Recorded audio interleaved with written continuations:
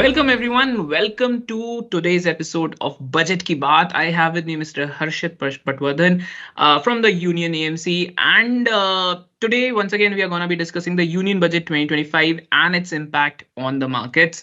We'll start with the bigger picture, sir. One number that everybody was looking forward to was the capex. Of course, the story has played out slightly differently than everybody had their eyes set on the capex, and it turned out to be slightly consumer side story. But let's start with the capex itself. How happy are you with the number? Do you think this justifies our growth expectations?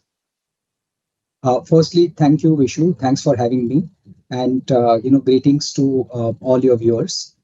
Uh, so you're right that a lot of discussion pre-budget was happening about capex, government capex, and the reason for that is if you look at last 4 years, in fact I would go farther than that. If you look at last 9 to 10 years, the focus of this government or this administration has been infrastructure capex. That has been the signature, so to say, of the budgets so far. And one of the reasons for that was that the private capex really was not contributing. So a lot of supply side measures, a lot of infrastructure investment, etc., was the signature, and which is why going into the budget, that's what people were expecting. I would say that what a government has done is, some people have described it as a pivot to consumption. I would describe it more as a rebalancing of priorities.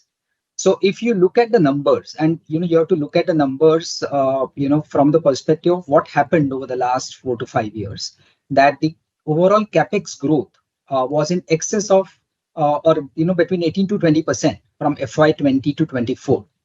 So now the base is also high, and on that base, if they are giving something like 10% growth, I would say it's quite decent. Also, for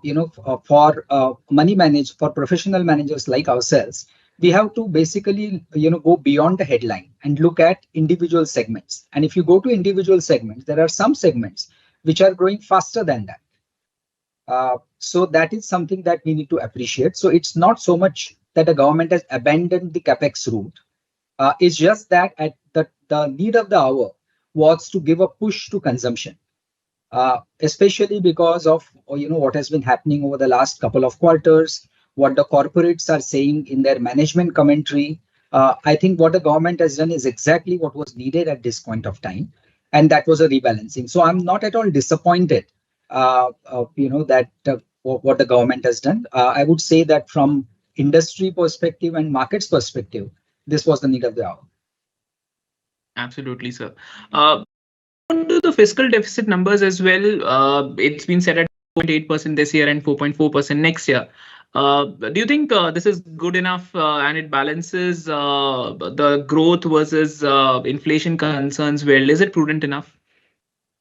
So one thing that really comes across from the government budgets, not just this budget, but if you look at the series of budgets over the last, several years, is that particularly post-pandemic, I would say pandemic was sort of a Six Sigma event, but post that, one takeaway for everybody, and that's a very strong signal that the finance minister has been sending, is that fiscal prudence is probably the top priority of this government. And that comes across in this budget also. So there is the fiscal consolidation path that she talked about, last year and year before. Government is clearly following that. So macroeconomic prudence is something that I think this government gives a top priority to. Personally, if you ask me, we are going from 4.8 to 4.4. Even if we had gone to 4.6, I think that would have been okay. And I would say from markets perspective, that would have been better balance, that you could have done a little bit more capex or a little bit give more boost to consumption. Even 4.6, you're not abandoning fiscal prudence. But I think the unmistakable message coming from the government is that the top priority is fiscal prudence, which I think from a long-term perspective for India, the way particularly the foreign investors look at India, I think it's very good. Absolutely, sir. Getting to the main highlight of the budget event, which everybody is talking post budget, is the consumer side of the story. We have got nobody has to pay taxes up to 12 lakhs, 12.75 lakhs actually, and then there are other SOPs as well beyond even beyond 12 lakhs. So people have got this discretionary amount in their hands. How big a story is this going to be? Is one, and the second is where do you see this money going into? Which sectors you see this money going into? So, if I have to say it in lighter vein, that's a trillion rupee question, right? Where will this money be spent? 1 lakh crore. Uh, it's hard to say. It's too soon, frankly. So there are no indications on the ground as to how people are going to spend that money. Collectively, it's a big money. And as all of us know, that individually, each person will decide based on his age, personality, stage, circumstances, etc. But clearly, the extra money that the government has left in their pocket, either you spend it or you save it. And I know that a lot of discussion has happened on how will they spend it. At least in the press and even the notes that I've seen from the sell side, how will they spend it? What will they spend it on? On that, I would say that it will probably be spent on discretionaries, both goods and services. And we will probably start to get a better handle on it in the weeks and months ahead as the companies report as to whether they see any upturn in volume growth, etc. But I would say that if I have to, segregate between staples, consumer staples, and consumer discretionaries, I would say discretionaries is where that money is likely to get spent. But let me also touch upon, if you allow me, that the other option is also to save a little bit more, right? And I'm sure you know this famous marshmallow experiment that was done. Uh, whether you go for immediate gratification or you delay gratification. And the marshmallow experiment suggested that the payoff of delayed gratification are enormous. So I would urge, beneficiaries of this tax concession to also consider saving a little bit more. And by that I mean that investing, let's say you have an SIP going, you can top it up a bit, because this benefit that you're going to get, it's not in a way one-time benefit, right? So particularly for salaried employees, it will help you every month.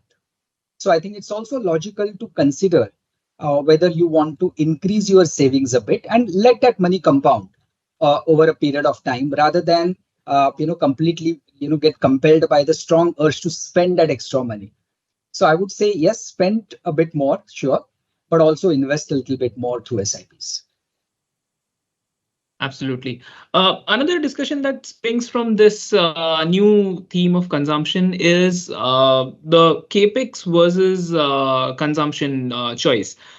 So we have seen in the recent while there has been a decent amount of volatility. There has been a decent amount of correction in the stocks, and the favorites of investors for the past few months at least were sectors that were capex high, for instance, defense or manufacturing or capital goods.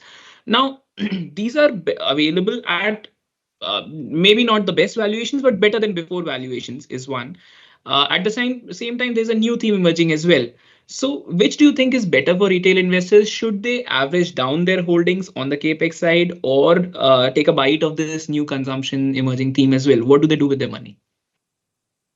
Okay, so as you know, for any such decision, it's important to look at your initial conditions as to how does your portfolio look like right now. So I cannot, give sort of one advice to everybody. It depends a lot on your starting point. But I would say this, that in capex, as I mentioned in the earlier question, you have to look at below the headline, that there are some segments where there is still decent growth. For example, in defense, there is still good growth in the budget allocation. However, in railways and roads, it's more or less flat. Okay, but T&D, power transmission and distribution, there is a decent growth. So I think one has to look at the nuances, because what happens in the market, and I'm sure Vishu, you know that there is always an immediate knee-jerk reaction. Right? And because the media is flashing the headlines and there is a strong urge to do something. buy something, sell something, right? So one has to analyze the budget in total. What is it that the government is looking to do? Yes, capex growth is lower than before, but you have to look at the segments. Similarly, on the consumer side, and we also discussed that, what is it that people are going to spend that money on? Will they spend it on staples? Will they do staples and within that buy more premium products, or will they go for consumer discretionary? Now within that, goods or services. So market has its own way of giving its verdict by immediate stock price, something going up by 5%, something going down by 5-10%. I think it's important to take a step back, uh, analyze, and then decide to change your portfolio. So I will not be able to give clear cut sort of advice, because a lot depends on your own circumstances and your starting portfolio. Absolutely, sir. Moving beyond the budget a little bit, what are some of the key themes that you see emerging in India for the next 5 years, or let's say a decade? So, if you look at from that kind of time horizon perspective, and I'm sure, I'm glad that you asked me that question, because otherwise most of the question is about what's going to happen next quarter. Because, one of the problems that we have been facing, and government, as you know, has been prodding the private sector to also start investing in increasing their capacity, right? Private capex has to take the baton at some stage from the government. Uh, that so far hasn't worked on a large scale. It is, of course, happening in individual sectors. So what the government they have done this time round is that they have given some fillip to consumption, right? This one and also the other one, which was not part of the budget, but that has been happening for the last, I would say, a couple of years and accelerating over the last couple of quarters, is that the government is also trying to put some money in the pockets of bottom of the pyramid consumers through various state government kind of schemes. We saw in Maharashtra, we saw in Haryana, and so on. So what might happen, therefore, is that because of the boost to consumption, the capacity utilizations in various sectors will rise, and that itself will be a good incentive for individual, industry people, private sector as a whole, to start investing in capacity increase. In addition to that, if you look at it from a consumption perspective, I think clearly there are many consumer discretionary categories that have a lot of potential of growth, especially as the per capita income starts to grow and get into interesting levels. We have seen elsewhere in the world that many categories will start looking interesting from demand growth, volume growth perspective. So I think consumer discretionary and industrial infra continue to be very strong themes from medium to long term perspective. Absolutely, sir. Sir, every budget there are also some other announcements. For instance, in this budget we had nuclear energy around announcements. We had lithium-ion import duties have been reduced for EV boosting EV sector. We had Heal in India and Udan scheme to promote tourism in general. Any of these themes you like that investors should keep an eye on, which are gonna be big? So, some of the announcements, nuclear, for example, it's a very good announcement directionally. But as you know, that is one sector where the timelines are in years and decades, not in quarters and years, right? So yes, so it's a good announcement. It will facilitate things, but for you to see things moving on the ground, it's going to take a long, long time. It's positive, nevertheless. Whereas I would say, you referred to Udan scheme extension and things like that. If you look at what the government has done so far, always I think these announcements you have to see in the context of what has happened so far, and what are the government priorities. Clearly, I think tourism is one theme that the government is giving a lot of emphasis on, not only in terms of developing the various cities from religious tourism perspective. Some of the other announcements are more important from a direction, policy direction perspective. Will take time to play through in the markets. Absolutely, sir. Sir, before we close, any parting advice for our viewers out there, that it can be related to this budget or just something that they should always remember?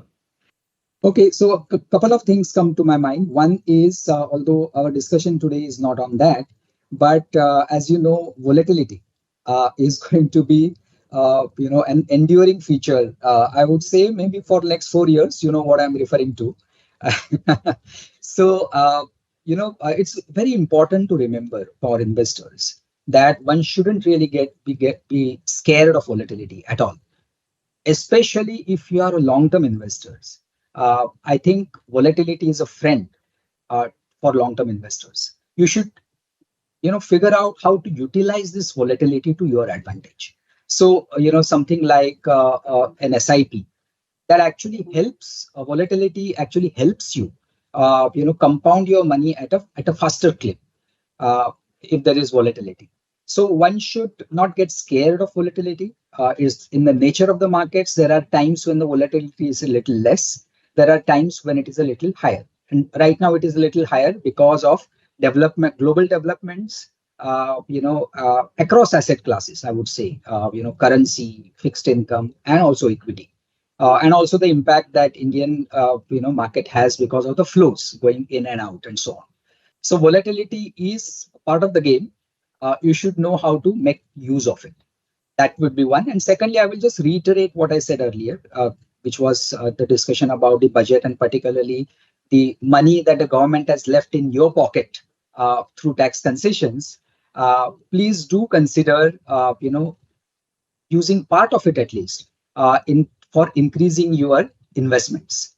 Ideally, because it is going to be a monthly affair, ideally through higher SIP, topping up of SIP.